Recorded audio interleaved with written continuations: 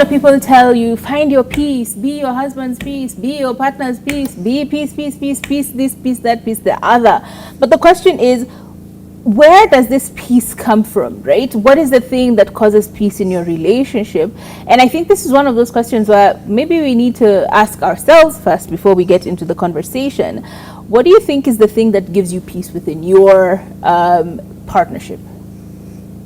A lot of things. I wouldn't say it's just love. I don't think like love is enough for you to just be at peace in a relationship.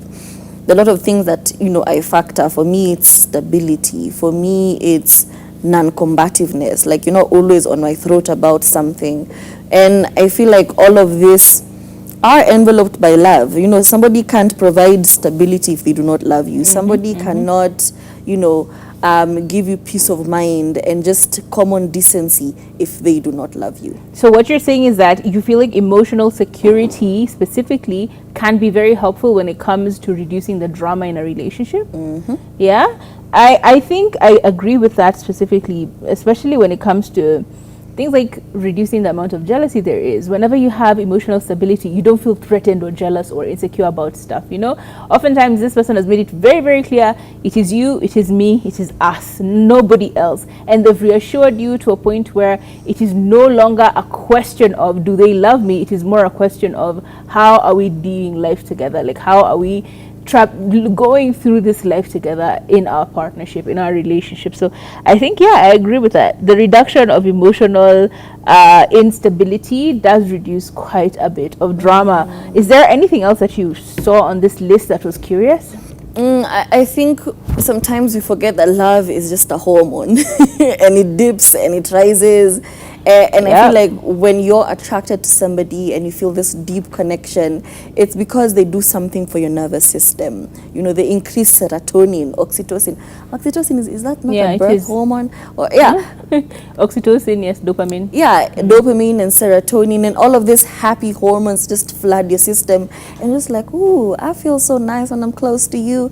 So obviously that is very important when you're in a relationship with somebody. And I feel like because your nervous system is calm, you're very stable, you're very peaceful, you're not always like on defense, you're not always waiting for something to happen, for the shoe to drop, you're just very calm. And I believe that's the only way you can even communicate, because you're always talking about, communicate. But if I do not love you, even if I do communicate, you're going to perceive it some type of way. It's going to be combative, It's going to be very combative or defensive or something. So I think love, as much as we talk about communication in relationship, it depends on how do I feel about this person. My nervous system is at a good place, and that is the only way I will be able to communicate with this person from a place of love. Even if I'm angry, I still have the grace I still give you grace. I'm like, okay, this happened, I feel like this, and because of this, we need to do this. Yeah, you were thinking about estrogen, by the way, not oxytocin. And that I agree with 100%. And another thing that I know for sure that can help with calming things down is just having fewer power struggles. The need to win in every conversation, every relationship, every context, every issue does breed a lot of content.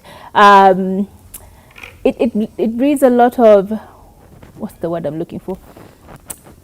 Combativeness in a relationship, because you're like, last time you won, when am I ever going to win? Why does it always have to be you? Why do I have to be the one who's constantly compromising? Why am I the one who's normally taking the L for everything? When are you going to let me win in this particular thing? And when you're always like the one who's winning, and then your partner is always the one accepting and conceding, then you start to feel very high and mighty, like you are the authoritarian, like you know best, like your word is final. And that can lead to that power shifting issue, which then breeds a lot of contempt in relationships. So fewer power struggles, for sure, that can lead to a lot of peace in your relationship.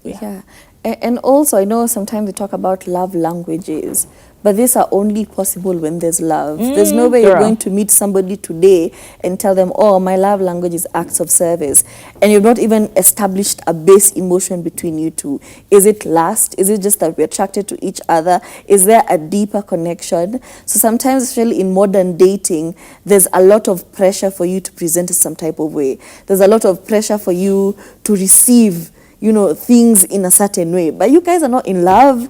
You've not been together long enough to be in love for you to expect acts of service or love languages. So I feel like before you demand or express these love languages, that has to be the baseline. I have to have known you for a hot minute. I have to have understood the dynamics of the relationship. I have to have determined that I am actually in love with you. We actually love each other before we start, acts of service, words of affirmation. No, where does that come from? Where's the basis in that before we start it? Yeah, that's true. There is a good basis in that, but there's also the fact that sometimes it can start to feel very mechanical when all you're doing is operating from these points of acts of service, from the what do you call them again? Affirmation. What do you call them?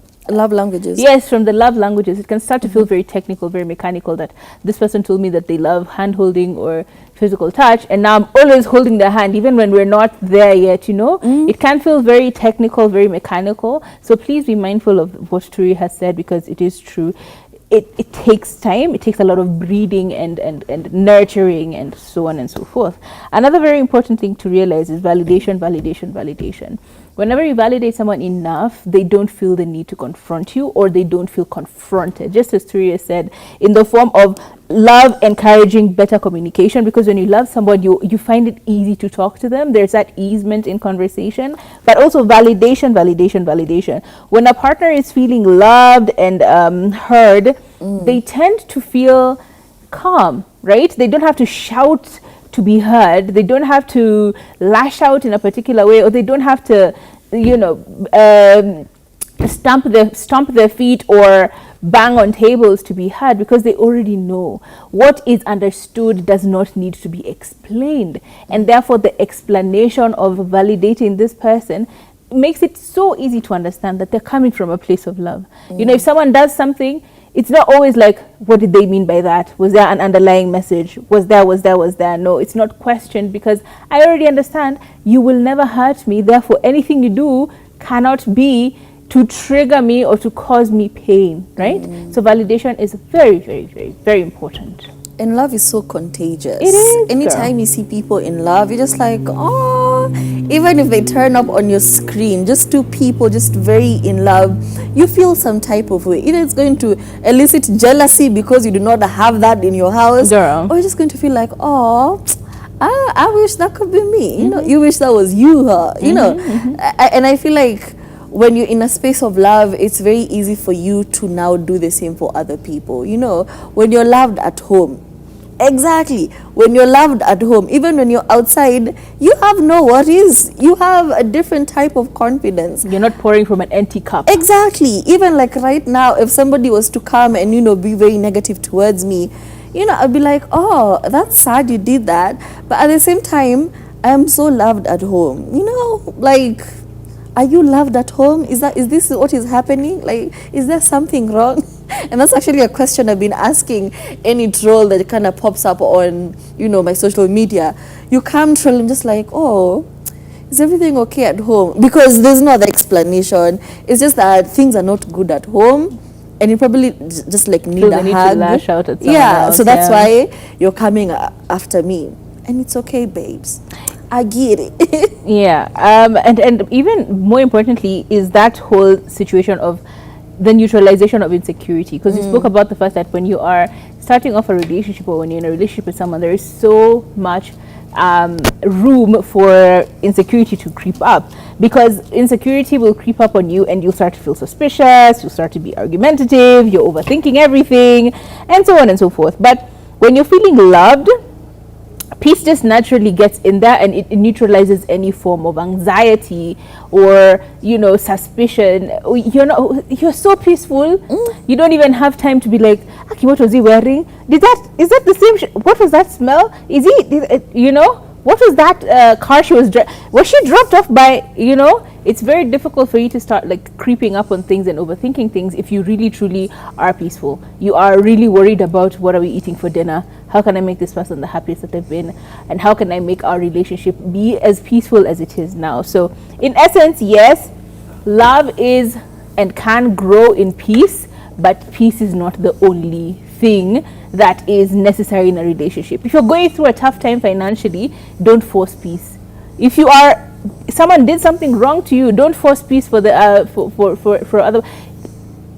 Deal with things where you are, right? True. Deal with your relationship where it's at. If you're not in honeymoon phase anymore, you're in a bit of drama now, let's work it out there. Let's learn how to communicate in this new phase of our relationship.